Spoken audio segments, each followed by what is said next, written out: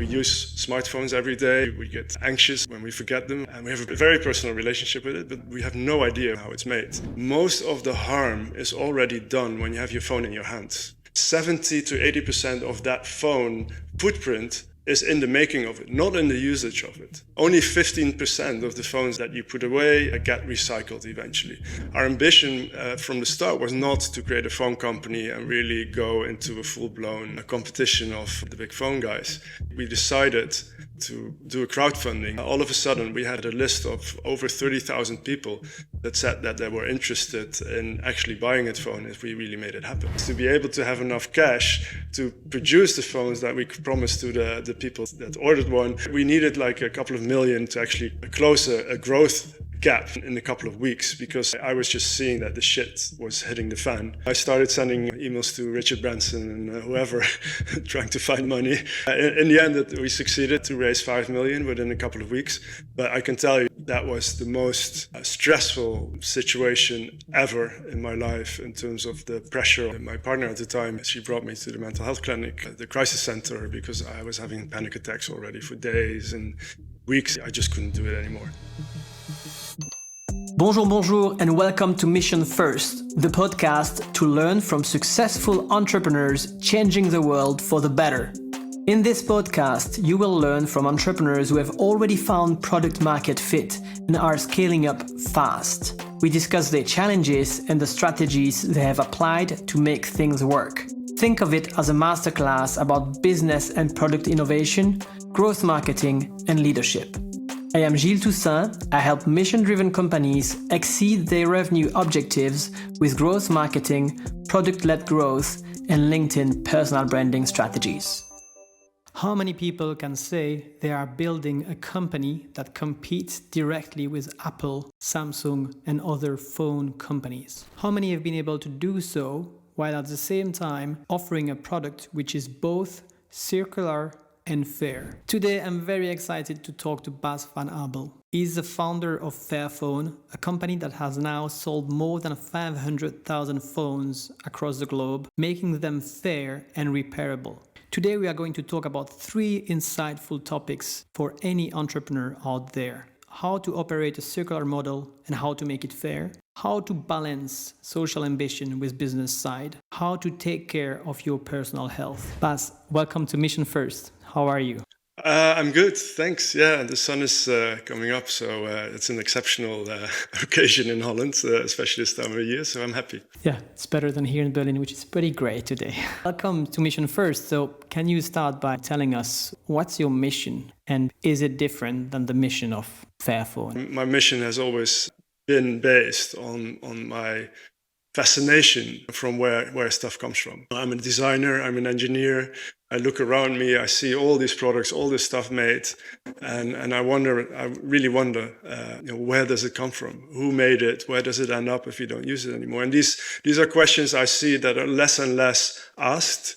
And with the work I've been doing in the last, I think, 20 years, one of my drivers has always been opening up products. I've written a book also on open design and how to surface also better what's happening behind the scenes. Because in the end, it's our economic system is a magical system that we are able to make stuff and democratize consumption in a way. We have more products to use at our vicinity than the Queen of England in the 1900s. So it's great that we have all that stuff. But for me, where does it come from and how do we make it? And just trying to find out how we can make sure that we don't toss it away that easily. And a lot of that is, I think, you see back in all the projects which I've done, and amongst them, the biggest one until now for sure has been Fairphone. But one of the things I've learned through developing a lot on open design and open hardware is that when you have people work together on making products, you see that their connection towards those products really change. And having worked within the social cultural context with technology, I also saw the distance that we as people have created between us and the devices that we use, and especially technology, which became kind of a black box.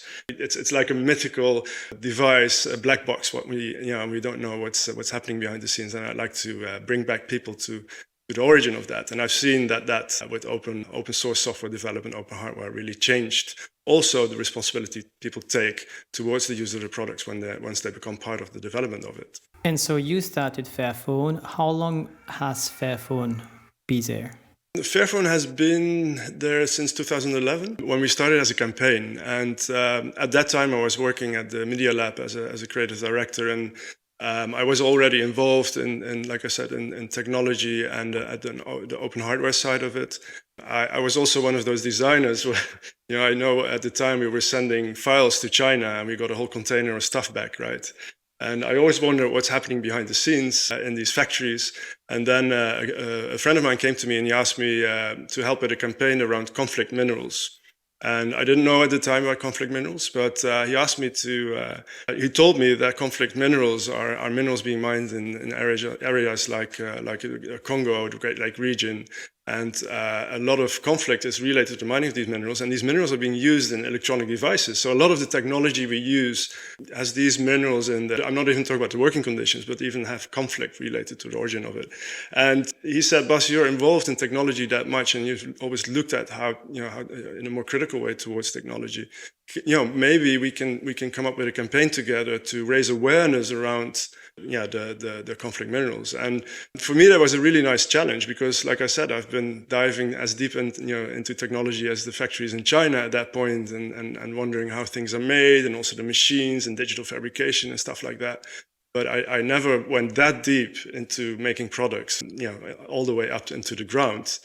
And it fascinated me because it also shows how our economic system is capable of making very, very, very complex products by working together without even knowing we're working together, like smartphones, like computers, like all these things. And that we, as people working on that, are able to make something as complex as a phone by just taking stuff from the ground and working together. And I think that kind of paradox of not knowing that magical kind of economic system, or not relating to that magical economic system in a way, and alienating from the products that we've used, but on the other hand, also being able to make such complex products all the way from the mines made me that I said, well, let's come up with a campaign. But one of the hardest things that we bumped into is like, okay, but how do you make people aware of conflicts happening in Africa, far, far away, related to something as complex as a phone with very complex supply chains? And I kind of liked the paradox as well. Like I said, we use smartphones every day. We are connected to it. We get anxious when we forget them and we leave them home. And we have a very, very personal relationship with it, but we have no idea what happened behind the scenes and how it's made. And I think that kind of paradox made it also nice for us to take a smartphone as kind of the carrier of that story of what's happening behind the scenes all the way up to the mines. And we took a very naive kind of step and said, you know what, why don't we make a phone from scratch? It all starts from the mines, we know that. And we take it, we start in the mines and we take it from there.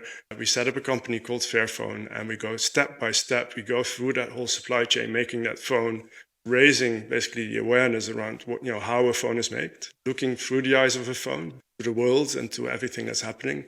And then maybe doing that, we can find out what we can do to improve things. And at the same time, we are raising awareness and we're having that campaign that we were aiming for. So initially, you started with this campaign with the idea of raising awareness, but not really directly in your mind, we're going to build a phone company. I've always looked at it as a kind of as a platform, an open source phone development platform. We basically said we're going to start a phone company and everyone can help make that phone, and we call it Fairphone. So what we wanted to create was a platform in which people, companies, everybody involved into making phones would be able to contribute, but also learn from how we would be able to do things differently. And actually, I said we started in 2011 after campaigning for 2 years and raising awareness around these supply chains. The funny thing happened is that more and more people started asking us, when is that phone coming to the market? Right, so our ambition from the start was not to create a phone company and really go into a full-blown competition of the big, the big phone guys. But at a certain point, we were more and more asked the question: is this phone really going to be there? And we were running out of cash as well for the campaigning. We were looking at how do we sustain the campaign, because we also saw that it was successful. Because more and more people were, getting aware of what we were doing, and we were noticed by CNN. These crazy guys that are going to the mines in Congo and trying to make a phone from scratch. Because we went there and we filmed in the mines. We showed through that campaign what was happening, and more people actually thought that we were these crazy group of people were actually going to make that phone. And that's in 2013. We decided to do a crowdfunding, because we thought, well, let's unite these things. We want to continue the campaign, so we need to have a sustainable business model to do that. And on the other hand, we saw that there was a demand for this product, where everybody in 2011 said, well, nobody gives a shit about sustainability in the phone business, and you're crazy, and nobody, you can't compete with these big guys. All of a sudden, we had not all of a sudden, within 2 years, we had a list of over 30,000 people that said that they were interested in actually buying a phone if we really made it happen. Did you already have a price at that time, or were you just telling people just sign up for the waiting list? Yeah, we signed up for a waiting list. So we just opened a website with, I think we just opened a MailChimp kind of a newsletter, and we said people, well, just subscribe here. And we went to Congo, showed what was happening there. I think that awareness campaign also made people more and more aware, like, we want to do something about this, because that was also the difficulty about the campaign. If you do a campaign, you always need either a bad guy or a solution, right? Because otherwise, we didn't have a bad guy. We couldn't just say, well, Apple or Nokia is the one that is causing a war in Congo. It's not that simple. And we didn't have the solution as well, because the phone didn't exist yet, and we didn't have our own phone, so we couldn't point people towards doing something else. And I didn't want to end up just making a petition and go somewhere, and then everything bleeds to that. But the biggest problem basically was that we also didn't understand the actual problem. I think what we were able to do in those 2 years running up to actually setting up a company and starting a phone company and becoming a for-profit social business was also finding out, I think, in retrospect, the product market fit through kind of campaigning. And that was very interesting, because more and more people, we just found out that people were interested in that phone. And it was basically a website. People say when you go crowdfunding, you go to a crowdfunding platform. But we didn't have a crowdfunding platform. We didn't have anything. We just had our own website. We had 30,000 people on the waiting list. And we did research on how we could make that first phone, what kind of impact we could do in the supply chain. We knew that it was not going to be like the 100% perfect Fairphone from the start, but it would be step by step. But we could make some difference already. We found out in that 2 years. And we just put a button on the website and said, if you buy this phone now at 325 euros, it will probably be there within 6-7 months. Okay. And the crazy thing is that within 2 months, we had 7.5 million euros on our bank account, and we had no idea what we were doing. What was the problem there? When you said we didn't realize, what was the problem there at the time? Well, a phone is not a banana, right? It's a very, very complex product. Just to give you an idea, there's 1,200, around 1,200. I mean, that's one of the specific phones, but there's over 1,000 components that is on the bill of material on the factory that puts together the Fairphone, I can tell you. And all these 1,000 components are made by hundreds and hundreds of factories. And all these factories have also hundreds and hundreds of factories that are suppliers to these factories. So you're talking about really thousands of factories involved into making a phone. And then on top of that, you're talking about refineries, the minerals. So the whole mineral supply chain is, you're talking about more than 60 plus minerals that go into a phone. There's no way that you are going to connect everything with everything by just making that whole supply chain fully transparent, because by the time you do that, the whole supply chain has changed already, because it's also a fast-paced supply chain. So when I say we didn't really understand the problem, is that it's twofold. On the one hand, we still had to find out the complexity of a phone and how to approach that in terms of making it more fair. We had to define areas how to make it more fair, and we had to also define and that's the complexity of the product itself. We also had to know what are the focus areas in which we want to improve also, the impact. If you're not careful enough with such a big product, which involves basically the whole world, in defining where you want to make a difference, and that's what I mean, we had to define our problem, is that you're creating world peace. And creating world peace is a bit of too big of a challenge, and it's not really, I don't think that people would actually join if I'd say, let's just go and create world peace through a phone. It's like, who's this and why? So what we did is, when I say the problem, is we defined it in certain areas. We defined a problem area in mining, which was the original campaign where we started.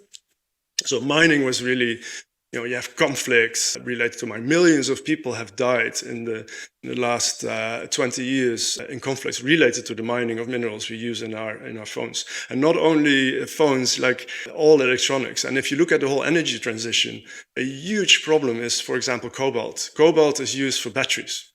Our electric cars use batteries. A lot of the energy we need to store, they use batteries. So there's a huge demand on cobalt. In Congo, where most of the cobalt supplies are, there's still more than 250,000 people working without good protection, without making a good living, really bad working conditions. Amongst them are tens of thousands of children also still working in these mines. And then you have on top of that the conflicts with people, and this is not just Congo. You have that on gold, you have that on tin, you have that on copper. All these mines around the world. People work in horrible conditions, especially in small scale and artisanal mining. So that's a huge area where we focus on in terms of the mining. But we also know, and that's what we call fair materials. We also know, and this was from the start already, that it's not, you have to look at these things in a holistic way. Because we can say we're going to improve all the working conditions in mines, go pay a better wage in the mines and stuff like that. But we also know mining is bad for the environment. So you want to use as much recycled materials as well, which they call mining's virgin materials. And then you have urban mining is basically getting the stuff from products that have passed their use life. So we developed programs also. Starting Fairphone, we already said we need to do both. We need to focus on virgin mining on Congo on the ground, make sure that we don't have conflict minerals and have good traceability in the supply chain, but also that we focus on getting recycled resources like electronic waste, get it back from Ghana. We have programs in Ghana even where we can get, from the start, when we started Fairphone already, that with every phone we sell, we take a phone back as well for its minerals. But that's just one area and one problem, or multiple problems. And just to quickly go through it, you have problems on the working conditions in the factories. It's totally different problems. You have to, you're talking about unions or working hours, overtime, bad pace. It's different dynamics than in the mines. You have the design of the phone, which is very problematic because phones are designed in a way that we can't even change batteries and we use them longer. So we had to do something there. And like I said, there's a whole area around recycling and reuse of materials and make sure that we use products and minerals that we don't have to take from the ground. If this podcast helps you, please do me a huge favor and click on the follow button on your podcast platform. It helps to grow this podcast faster and to convince the most impactful entrepreneurs of the world to join me in these interviews so that you and other entrepreneurs can learn from them. Can you share in terms of how big the company, the team is? Do you have some like a revenue KPI you can share and like unit economics you can share to show how big right now Fairphone has became? Yeah, sure. So we started in 2013 as a company. It was really funny because within 1.5 years, we sold over 60,000 phones. We had 16 million turnover, and we were the fastest growing technology startup of Europe. So we went really fast, right? It was like Fairphone was an explosion. And I always say we were flying and we were still building the plane, and I didn't know how to fly, and that's how we were managing. So that also meant that once we were going and we were a group of people that weren't necessarily phone fanatics, But we had to get that also done. So just fast forwarding from that moment, we are now near to like a 40 million turnover. We are over 100 people, around 150 people, located partly in Asia. We sold over 500,000 phones, and we are at our fifth Fairphone. And I can truly say that from Fairphone 1 up till Fairphone 5, we really got the hang of it. And I can truly say that we know how to make phones by now. And that also was a big learning curve. But I think we're really in business. We're a profitable company. And we actually show through this over 10 years of our existence that we've proven that there is a market for ethical electronics, for ethical smartphones, for sustainable smartphones. And we've proven that it's possible as a company to survive in such a challenging market with only big players and big buck, to survive as a small company and grow also steadily towards a very stable, healthy company. Let's talk about what makes Fairphone actually fair and how it's circular. We discussed a bit the different parameters, already criteria you have an impact on. And the first one is the amount of time people use their phone, right? Yeah, so it's actually very simple. What happens now is people use their phone 2 to 3 years average, and that's a real shame because it can be much longer. If you look at the technology, the software, everything, most of the people can use their phone for 5 years. But you know how it is. After 2 or 3 years, your battery goes down. You can't replace the battery because it's glued to the inside. It's like we suffer from phone anorexia in a way because we make them thinner and thinner, and therefore all this technology needs to be scrammed inside. It's super expensive to change the battery. Your screen might be cracked by that time, and your operator comes with a new subscription. And you think, well, what the heck? I'll put the phone into the drawer with the rest of the phones. And after 2 or 3 years, the phone is gone. Only 15% of the phones that you put away get recycled eventually. And I think everybody knows that kind of scenario. I have a different version of it. But in the end, it's an extremely simple calculation, because if you can use your phone twice as long, you only need to produce half the amount of phone, you have half the amount of electronic waste. And the great thing about that is that's where the real impact is, because most of the harm is already done when you have your phone in your hands. And I'm saying that as like, if you just look at the amount of, and I just told you about the complexity of a phone and how many components, and it's basically the whole world involved into making that product. We've put all that effort, water, land depletion, energy into making that phone. 70 to 80% of that phone footprint is in the making of it, not in the usage of it.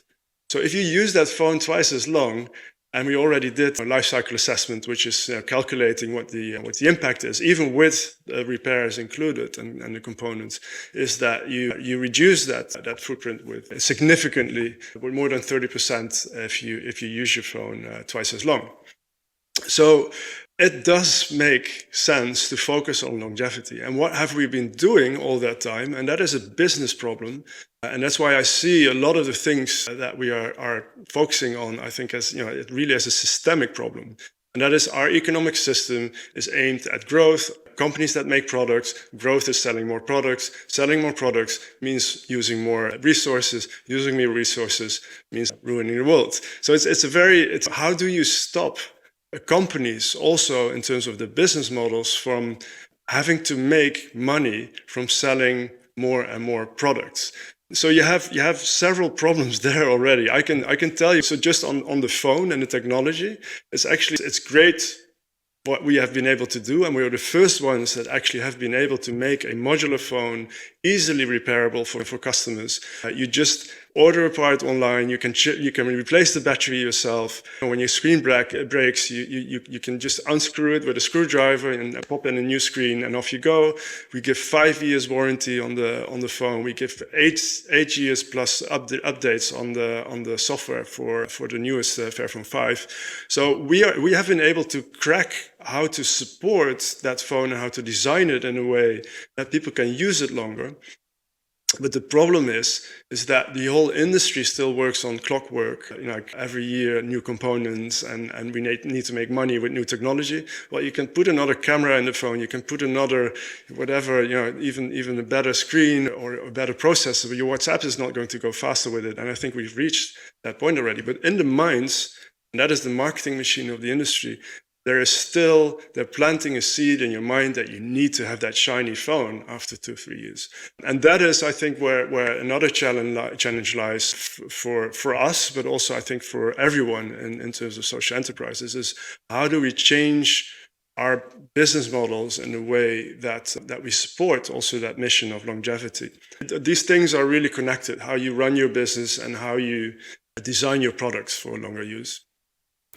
Before we talk about the business model, can you explain a bit what you do differently in terms of the mining part and the fair wage in the industry at the moment? Yeah, sure. I've told you a bit about the design of the phone. I think it's good to know that we do not just focus on making the phone in such a way that you can use it as long as possible, but we also look at how the materials are being sourced, right? So that is the mining part, but also, for example, we use 100% recycled plastics for the casing, the back covers and everything. And we are the first ones to use fair trade gold and silver credits in the supply chain. So what we try to do... Can you explain what this actually means? Is it a reference to similar to the cradle to cradle badges of how... No, it's different. So we're the first ones to actually implement these things in electronics, right? So you have to remember that even fair trade on I think on bananas took 7 years before they had fully implemented all these things. So what we're working on is fair mining. We work together. We do know that ourselves. We work together with Solidaridad, with other companies, with local NGOs to set up programs around fair trade mining. That's around gold, around silver. The supply chain for electronics is so complex that it's impossible to say, like with coffee, like bean to bar, where you say, well, this specific gold is going to be in this specific phone, right? So that you have a direct relation with where something is mined and that it actually ends up in your phone. What we use is mass balance systems for certain materials where you say, this much fair trade gold and fair trade silver that we buy on the market, and that it actually ends up in a factory that makes products for other phone companies and other brands as well. We don't know where it actually ends up. So that's what mass balances means. It goes, the amount that we pay goes into the bigger system, and what goes out is used inside the electronics industry. So the great thing about setting up these kind of programs is that we are able to also get other parties on board to scale them. If you ask what is it that we do, for example, on cobalt mining, we have invested largely in cobalt mining in terms of small-scale artisanal mining, but also some of the industrial areas. Small scale? Yeah, so that is people basically having a shovel and going into the mine, digging a hole in the ground and going into unprotected.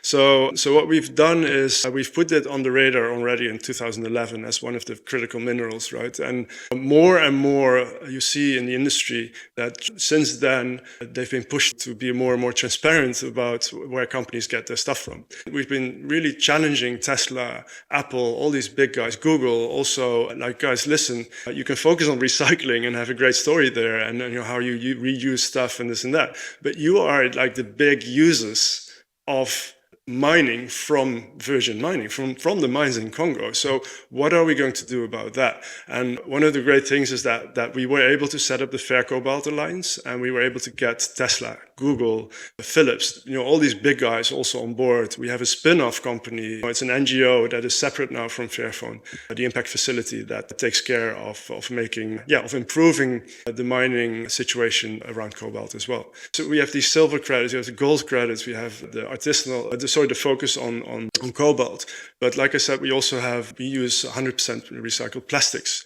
For that, you need to really work on a technical level with the producers on how to use that, because it's quite difficult to implement 100% recycled plastics for the detailed and small snap systems that you have in a phone, I can tell you. We work on innovating there, and that's more on a technological level. We use recycled copper, so that's more on the supply chain. And so I can go on and on, but we use of that we have more than 12 focus minerals, and those are the minerals that of those 60 plus that we identified as the most problematic. And on all of them, we have programs running to implement them in the phone. What was the hardest part when it comes to the supply chain, as a founder building such a company or as a company? The underlying question being, what would be your advice for someone who starts a tech company right now who wants to make the supply chain as fair as possible? Yeah, that's a really good question, and it's there's several approaches to that, and I think the one that we took is use your product to implement things, right? So you have a supply chain, you share that supply chain with 90% of your competitors, and by building that product, also use that as a platform to get other parties on board to join these kind of initiatives. So just look at your supply chain, look what's going on, and make that extra mile. So we've been set up to be a pioneer in that, right? So our mission is to like I said, we started Fairphone really looking at it as a platform. In some way, I still see it as a safe space for also bigger companies and other companies that have huge PR risks when they work on mining and conflict mining and these things, to join these programs also through what we're doing. And we have kind of a broker position between the NGO world and the for-profit world. You have to ask yourself, what is my mission? I think it's really important also to know, am I able to get that across to the customers? Because in the end, you will have to also be transparent about what you do and also what you can't do.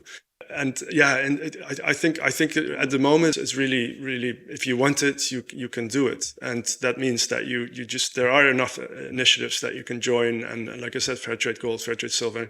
If you add the extra cost to it, on the one hand it's additional cost. On the other hand, for example, we are the only ones in the industry now that pays a living wage instead of a minimum wage in the factory, and it's just like it's a couple of dollars more per phone. So it's not huge differences, but in the end, a couple of dollars for big industry, it's a lot of money. So you also have to be able to leverage that with your brand.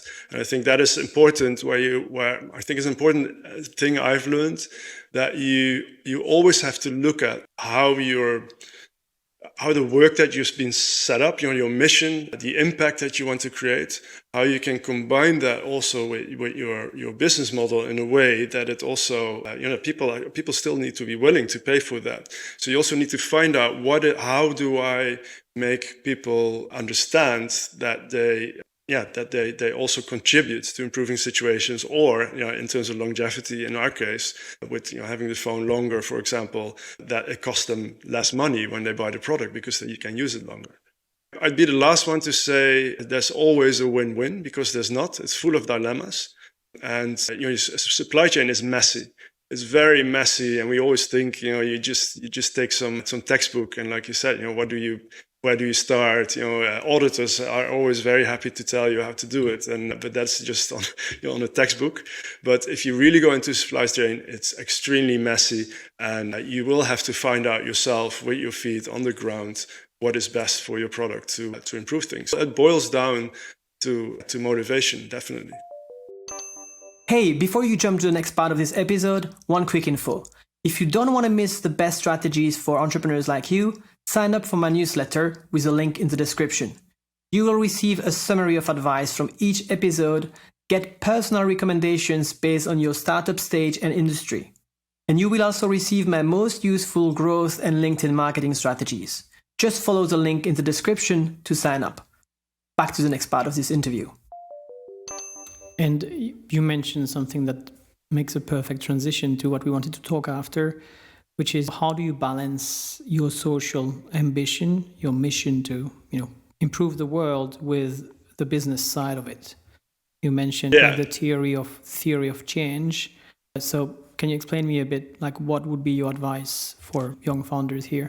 Yeah, so we work with a very clear theory of change. And theory of change means that we have a bigger kind of method on how to change that big industry. Because it's a huge, fuzzy kind of, how do you call it, hairy or big goal that you have. Is like to change the whole electronics industry is kind of big, right?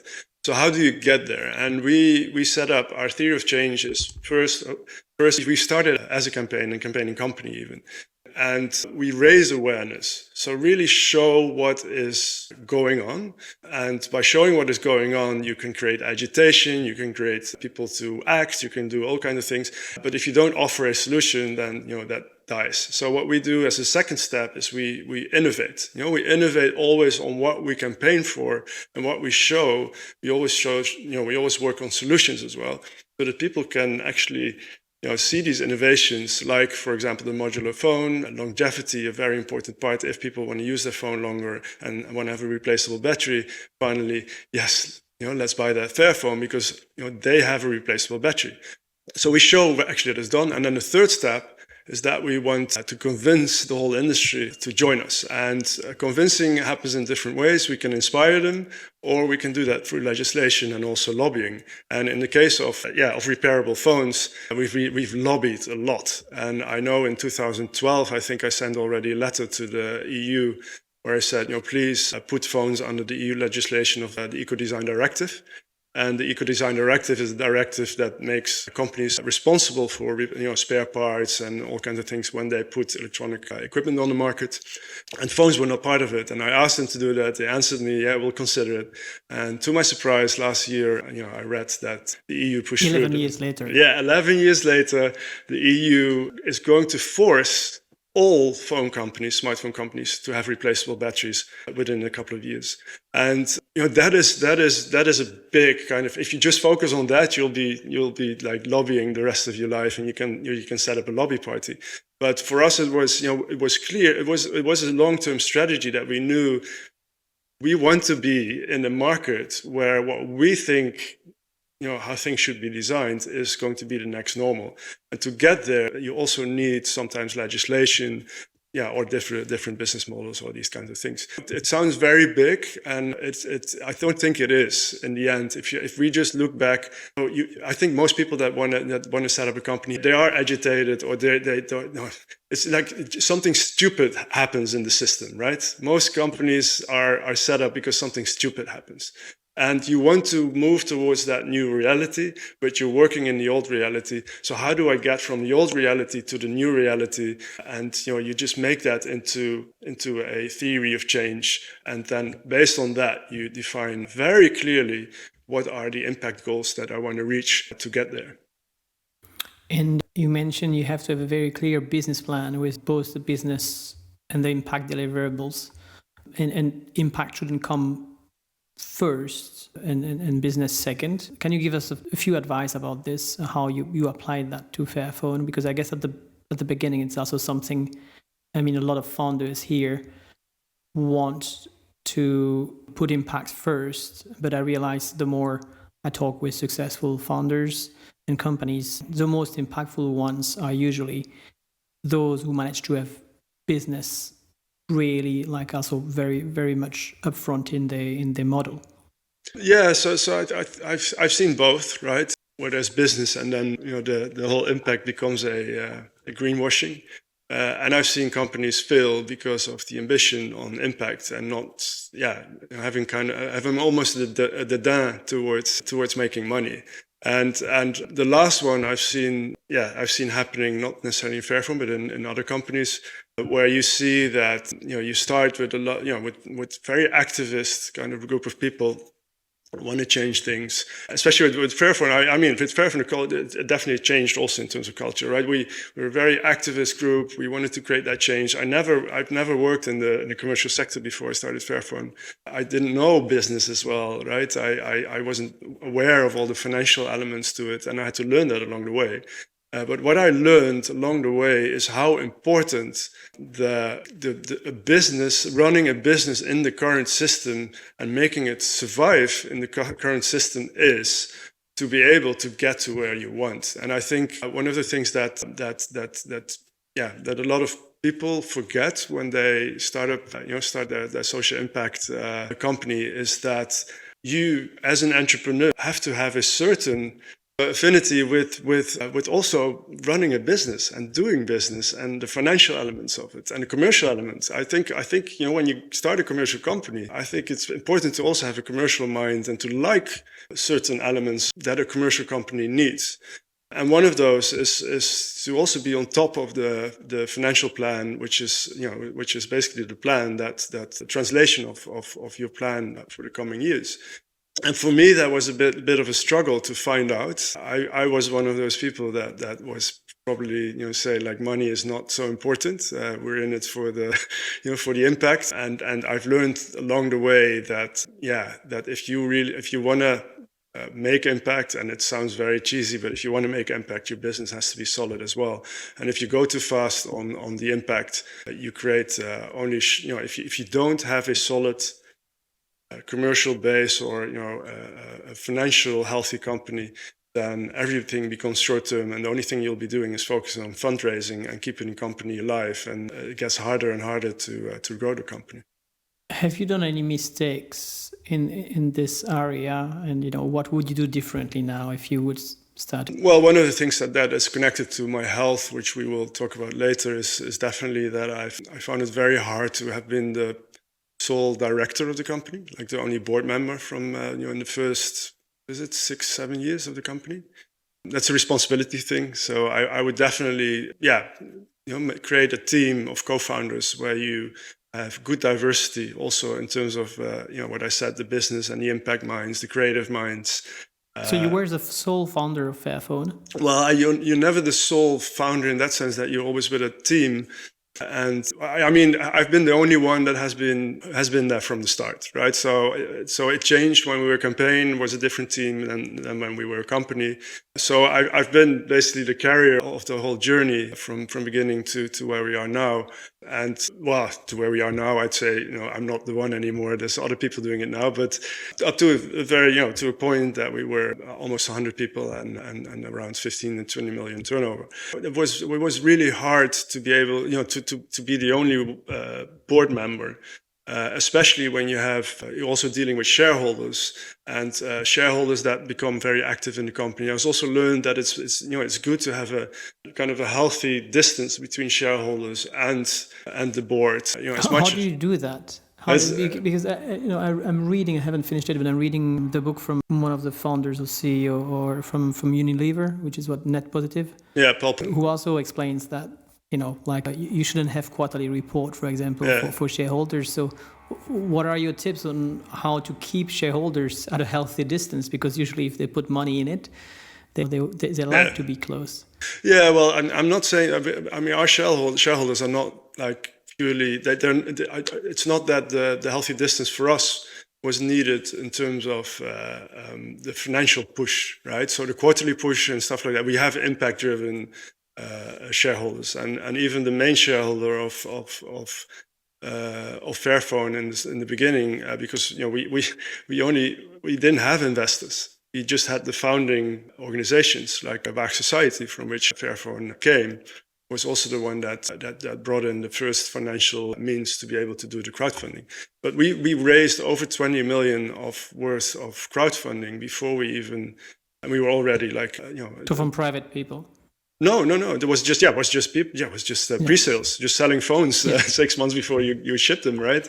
So that is, it's basically pre-financing the company and everything, which was also not a very good idea if I look backward, because we've been too late to actually build our own capital, especially when you have a capital-intensive business. But that's another thing I can tell you about what I've learned. But I think a healthy relationship with your shareholders happens when I was in a situation where I was not I didn't have the majority of the shares, but I was taking all the responsibility.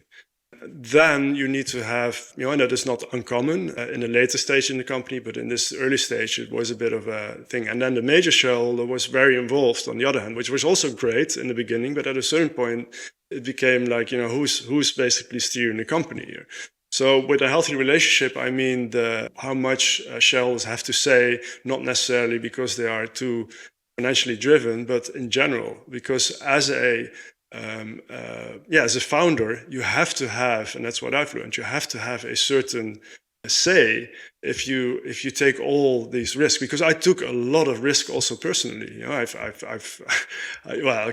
don't want to mention too many, but it is a huge pressure you're on, and your face is on all the newspapers and everything. And if you don't have the final say, I think it's a bit of a stretch. So that is something I've learned in a new company I set up. We've set it up based on steward ownership.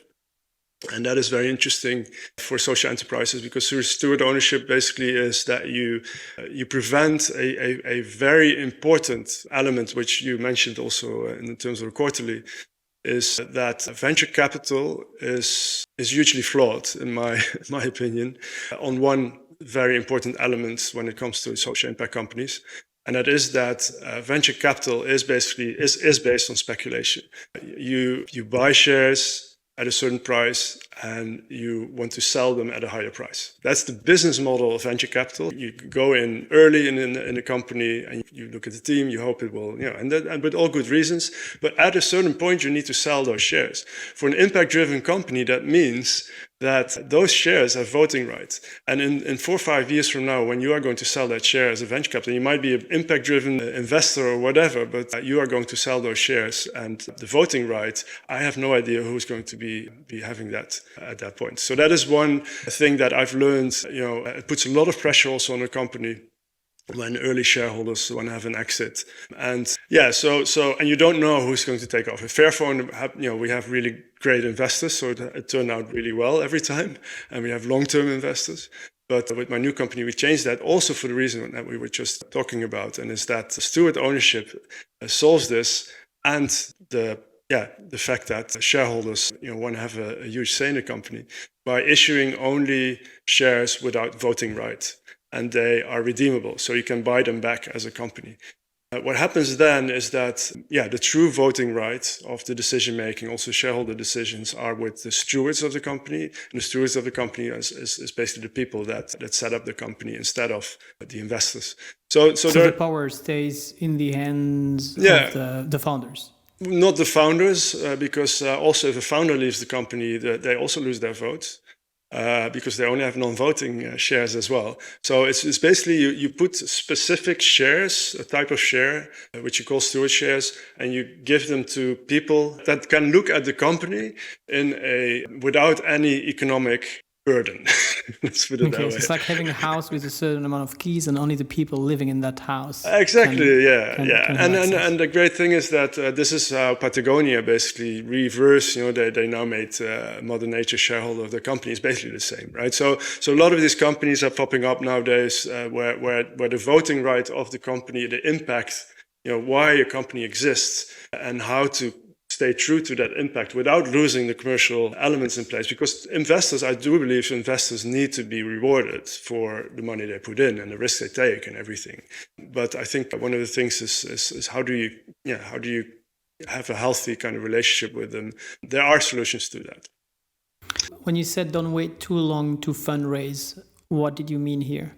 Yeah, so we were in a situation where we were growing the company really fast, and we also had and this cost me my health as well. We had to, at a certain point, we had another crowdfunding done for 10 million, and we were spending that money already for building phones for the customers that bought that Fairphone 2. But also we were making more phones for businesses, B2B operators. And these people, they don't do pre-sales, right? So they basically, you make the phones, you put the money in yourself. And then once the phones are ready and you ship them, then a month or 2 months later, you get your money. So what we were doing is we were always spending the money from the crowdfunders also producing new phones for growth. And because we didn't have any money of ourselves, because we never raised money, our reserves were basically, the money from the crowdfunders. So we were at a position that we needed to sell even more of the non-existing phones to be able to have enough cash to produce the phones that we could promise to the people that ordered one. So at a certain point, we needed like a couple of million to actually close a growth gap in a couple of weeks, because I was just seeing that the shit was hitting the fan. and that we would end up in this situation of with a gap of money. And well, I started sending emails to Richard Branson and whoever trying to find money. In the end, we succeeded to raise 5 million within a couple of weeks. But I can tell you that was the most stressful situation ever in my life, in terms of the pressure I was on and the panic attacks and everything that came with it. And it was not even needed. If we just had fundraised before that, yes, we would have had to sell shares. And our investors at that point thought it was quite risky to get venture capital on board. And my learning is also, and it's probably different from other people, but my learning is that we got venture capital too late. If you look at the amount of stress that it brought upon the company in order to grow. And that's that whole what happens when you are short of cash too long is also that the only management that you're doing is short-term management, and even hiring people you do with guilt because you don't know how long you're able to run the company. I, as a founder, was only occupied with raising small kinds of cash to be able to close the gaps instead of raising a big part to actually grow the company. So I think it's really important to know at a certain point how much to have this conversation also with your shareholders in time, that you create enough, especially for hardware companies, that you create enough equity in the company in order to grow, because it will help you to do more mid to long-term planning. And I'm not saying that you shouldn't be on a tight budget, because it's very important not to dilute too much, obviously, in the beginning. But I've experienced the opposite, that we were just too late. You mentioned, management. What's your advice to recruits to build your management team as a founder or for Fairphone? What have you learned there? Yeah, I think the most important lesson for me is to hire people that are more experienced than you, and hire for growth, right? At a certain point, you're growing, and even can outgrow you, because as a founder, and I think if you just look at the numbers, I think only one out of 5 tech founders is still CEO after 5 years. The other 4 are part of them are actually unwillingly pushed out by shareholders. It's not a risk. I took the decision myself at a certain point to stop as a CEO. I think it's really good to look at where is my limit in terms of what I can and how I can grow, and who would be my successor, or in what kind of setup am I able to contribute to the company in a valuable way as a founder. And that means that you will have a certain setup, but it also depends on what stage the company is in. And I think as a founder, it's really important. So if you talk about what kind of management team you need, I think you need a management team that at a certain point that can work without you being the key person risk anymore. And that is what you really need to focus on. What that means for your company, you can define yourself. If you are very strong at a certain area, then you don't necessarily have to hire people there. But at least it should be such a way that that the company should operate without you, and also look at yourself. And where's my ceiling? How you call that? Like your ceiling. Where's my ceiling? Yeah. Your experience, your history here with Fairphone is you started the company as a founder, and then you were the CEO up until a few years ago, and then now you are a board member. How did you know you reached your limits? Oh, from a health perspective, it was very clear. My partner at the time, she brought me to the mental health clinic, the crisis center, because I was having panic attacks already for days and weeks. Actually, I just couldn't do it anymore. That had several reasons, but one of them definitely was that I was doing work I've never done before, and 90% of the time, it was new. If you are out of your comfort zone, if you're out of your comfort zone for too much time in a row and for too long, you will notice physically that has happened. So listen to your body, really listen to what is, because we're very good at telling ourselves, I'm learning, it's great, it's learning. The amount of times I told myself like, oh, this is a great situation, I can learn from it. Whereas, deep from inside, I was crying, and I just wanted to run away from the whole situation. I know dealing with really the organizational part, I like the view on it, but I'm super sensitive for, what people think of me as a leader. How, I think I'm one of those leaders that is really good in the early stage to motivate people, to inspire them, to get them along. But when, I'd like to keep everyone happy. Right. And you can't in a company that grows. And I've made mistakes there to keep people on for too long. That started to keep me awake at night. The financials, running the financials and the organization and all the operational aspects, it's not necessarily something I really like doing. I was doing it. That was 90% of my time. But I was also missing the creative part, the innovative part. And, those are my strengths. The branding, and the company was not in a stage, in a phase where it needed that kind of view. So I had to change into a leader that wasn't necessarily my strength.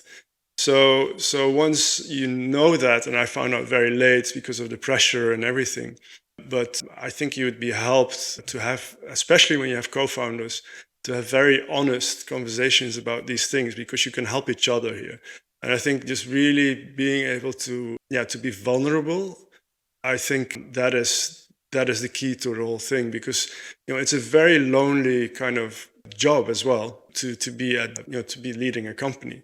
And especially if you have never done that, you can feel isolated. And that in my case, I felt very, very isolated from the rest of the team, because there were friends and people I loved working with, and all of a sudden you're their boss and you have all these dynamics. And I rather just didn't want to deal with the whole HR thing, because who needs that? People are there to work, and we trust them, right?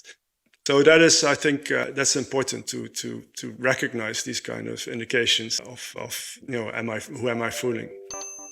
Hey, just a 10-second break to tell you. I just released a free video presentation to explain the 3 key strategies I use to get 7,500 change makers to follow me on LinkedIn and to reach more than 1 million people this year with my posts. It's free. Just follow the link in the description to download it. Yeah, because it's something that I haven't experienced it as a founder, but as an employee or as a consultant working with different companies. I've also seen it. It's very hard for a founder to reach, for the whole team of a company usually, to be able to grow to the different stages, because every stage is usually the skills you need in order to be able to be super quick at the beginning is not the same. It are completely different skills that you need when you need to scale from 100 to 500 people, and you start to need to have like processes and stuff there. And from the founders that I've interviewed, is something that I can definitely, back for everyone listening here, that is you need to be able to change, or you need to be able to change the team. That's a great way of looking at it. Yeah. And I've seen it, like with a client of mine too, like changing the team sometimes is what needs to be. And if you read the book Good to Great, if you've read it, also explains it. And I think it doesn't have to be that way. In Good to Great, it gives like a lot of example of people coming in and changing. But I've also talked in some of these podcast episodes with some founders who've managed to, one of them saying, having a chameleon team who can change and evolve at every steps. But it's very, very hard to build. And I think thank you for sharing that. Being vulnerable is probably, and being honest with yourself is very, very important. Yeah, no, definitely. Thanks for sharing that as well. And yes, I said, there are examples really of CEOs, founder CEOs that do a really good job, even after 20, 30 years. So, but it takes another attitude. And I read this really nice blog about it. I forget who wrote it, but they were comparing it with football. And it was really funny. I don't know if you got kids.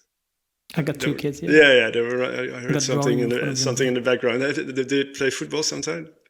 He's 4. He's playing already a lot in the yard, but no, All right, he'll play later. Well, I got my kids played football at a very young age as well, and they had their matches. And if you look at the football match from young kids, what they do is in Dutch they call it kluitjesvoetbal. So they glue together and they run after the ball. So everywhere where the ball is, they run, and everybody wants to score. It doesn't matter in which goal, right? I'm a bit like that, right? I want to score. I want to run after the ball. I want to be where the action is. And then when you get older, you need to play in position. That was already a big step for me, to be playing in position and being, not being able to run around the whole field. And then you're even the captain of the team. When you really grow, when your company grows further and you compare it to football, the startup is clear. That's running after, is where the fire is. And then once you're scaling, you have to be in position. But when you're growing, you also have to be able to stand beside, on the sideline, and really coach that team. And really that coaching phase, not being in the field anymore, was unacceptable for me. I want to be in the field, and I know I want to be in that field and be where the action is, and at least have a score once in a while as well. So I think it has to do with an ego element as well. There's all kinds of things in there, but I liked that analogy because it made it a bit lighter for me, and I recognized it, and I thought, yeah, okay, I'm not going to be that coach. I'll keep it for the future. Yeah, and and not everybody has see it. Yeah, it's like. I think a lot of people love being a coach. Yeah. Yeah, but a lot of sometimes great players. A lot of great players are not great coach. No. And a lot of great coaches were not great players, actually. No. So exactly. it's really once you get older. Yeah, it's different leadership. Being the captain of a team is a different leadership than being a coach of a team. So what would be a book or some books that you would recommend people to read? I think The Hard Thing About Hard Things is quite interesting. Probably mentioned before in the podcast, but I think when the stuff that we're talking about now, it's from Ben Horowitz, who talks about one of the VCs, the top VCs. He's a Silicon Valley hotshot, but it's very interesting how he speaks about. I remember him even talking about in the book about that he's I think the father of his wife is dying and he can't even be there because he's fundraising. Stuff like that, and everybody has these stories where you feel, at least I felt very alone, and the decisions I made I felt a lot of guilt also towards my family. At certain points, I felt guilt towards the team, of choosing for my family if I wasn't with the team, and there's like this loneliness when you're a sensitive person, which I am, of being running the company. It was really nice to read a book and recognize that that everybody is struggling with that, and that's I've always said it's a shame they don't have a Entrepreneurs Anonymous group, because I think it would help, where people can just complain a bit about personnel and complain and about the hardships and stuff like that, and then feel lighter. But I think reading about some of the challenges that others facing and learning from it, and just it's almost therapeutical even reading these stories. It's a very good one, and it's one of these that are a little bit like the one from Chris Voss, which is very well done in a way that it's always a personal story and then the learnings. And what is the learning exactly? And so I like the Chris Voss books about negotiation, like never split the difference. What is one thing? And sorry to interrupt, but if you ask me about what my this is in the context, but maybe a book, I really it's a more philosophical one, but it's Hannah Arendt, and it's The Human Condition, and it's extremely interesting to also understand the cultural mess that we are in right now, and how the political system is not able also to solve the big challenges that we're facing. And she also one of the things that she speaks about in the book, which is really interesting, is also the role of politics as being the context in which storytelling is used to combine the commons with the private. So it combines what's good for me with what's good for us. And I think just looking through that whole philosophical kind of approach of the split between like the civilian and the consumer, and how politics should also glue those worlds together. Hannah Arendt and her book was really eye-opening for me in terms of understanding how storytelling, how branding, how everything that we do with Fairphone as well can be a political kind of means to make people connect with what connects us through products. It might sound a bit more holistic and philosophical, but I truly believe that one of the biggest challenges that we have in currently to solve the big problems in the world is we need a cultural transition, and that cultural transition comes from a lot of new kind of narratives that we need in order to change. And to create a healthy relationship with our environment and the products we use. If consumerism was a religion, we'd all be extremists right now. And extremism makes blind. So you need to talk about. Have you heard about I think isn't it Dutch? The founder of the Week. No. It's a person who wrote Reinventing Organizations. Which was pretty big. Yeah. And he launched a new project called The Week. And listen to it in a podcast where it's 3 different sessions to actually activate change with you and the people around you. So it's something you commit with people. You can do it with people from your work or your families, if they're, especially for those who are into who feel like they want to act, but they don't know how, or their family might not understand them, and you commit to 3 sessions where you actually watch a movie, and every time there is a small kind of workshop to do together after with some questions. And he has done a pretty extensive research and tests and it goes through 3 different, like the U shape, the theory of the U, where you need to start with the first movie is apparently, talking about all the problems and people are really depressed about it. And then the second one is about showing a few, showing you're not alone, showing a few solutions. And then the third one is about talking about how to take action.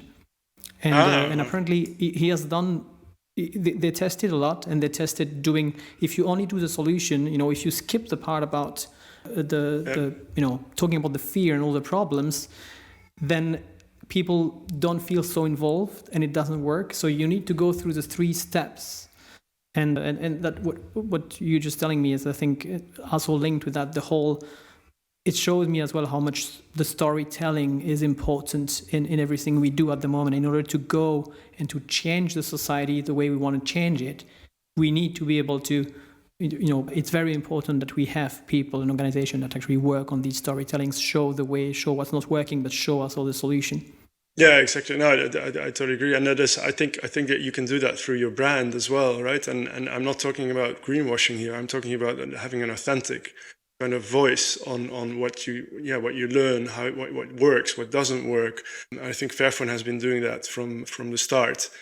Yeah, and that really, and it also involves being very open and also allow yourself to be vulnerable towards critique and everything, because even critique can be seen as support on improving things. So really opening that conversation through showing and storytelling has been always important to us, and especially when you just go back to the DNA of a campaigning organization, of course storytelling is important. So do you have one specific ask for the audience who are listening to us? I mean, I will share the link to a Fairphone so that people can check and order their Fairphone if they want to. I'll put the link in the description. But do you have any specific ask to the people listening to this podcast? Well, the ask is very simple, and that is that in the end, the most sustainable phone is the phone you already own, right? So it might sound a bit double, but on the one hand, yes, Fairphone 5 is on the website, and you can go there and you can buy it. We'd love the sport, but only buy it if you really need it. And if you really want to have it, then make sure that that you buy it and you have a good purpose for your old phone for somebody else. Because in the end, we need to have less phones into the world instead of more. And at the moment, there's more phones than people in the world. So there's a huge electronic waste problem that we have to deal with. Thank you very much, Bas, for your time today. It was really a pleasure and a very insightful interview for me. Yeah, thank you very much. Hey, if today's episode was useful, share it with your entrepreneurs' friends so that we can all have a bigger impact on this planet. And give it a 5-star on Apple Podcasts. That will make my day. Thanks so much in advance. Have a nice day.